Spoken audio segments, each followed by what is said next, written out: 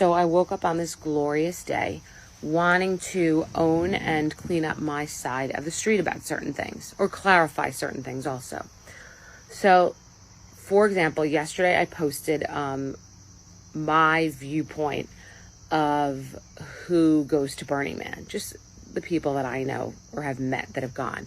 Obviously, it doesn't reflect the entirety of who goes there any more than some of the people that you see in the Hamptons reflect the Hamptons. But I know that, and if someone writes about the Hamptons, I'm not going to take that personally, because I know that there are generalizations that are true.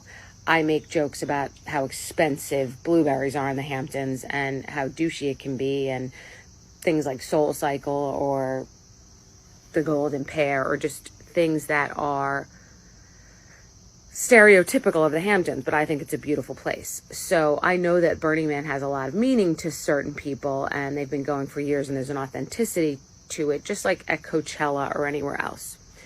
And it made me think about what this platform is for. And for me, I'll scroll through and I'll see somebody talking about how they flew to another country to buy an Hermes bag, and I'll think, oh my God, that's ridiculous. But that's what they did. That's what they chose to do. Or someone who wants to talk about something so stupid that I don't have any interest in it, but I don't take the time to kind of go into everything that's wrong about them doing that, because they're just expressing themselves, and it's so easy to scroll and to not comment. And then I go deeper and think about how mad people have gotten about things that I've said about someone like Meghan Markle, who I've also said is likely a very nice person. So is Harry. I've commented, maybe in a heated manner, on some of their business choices. And when you're a public person, you're open to scrutiny, myself included, not at the level that they are. But when you are a public figure and you make public choices and you go on tour and you stand up at podiums, you're opening yourself up to a level of scrutiny, and no person is exempt from that. But I do listen to a lot of you and learn from a lot of you. I always have learned from people's opinions, especially when they're constructive. And there was a woman who was commenting on a post that I did about Burning Man, saying that she doesn't go to Burning Man to find a man, and she, is a successful woman who supports herself, and she seemed like a nice person, and she actually articulated really constructively. And when someone does that, I really hear them, whether it's about COVID or Burning Man or about Meghan Markle or something like that, or the Kardashians, etc. I mean, I, like everyone else, can learn from the fact that it's about the delivery, not just the content. It's not the message necessarily, it's the messaging.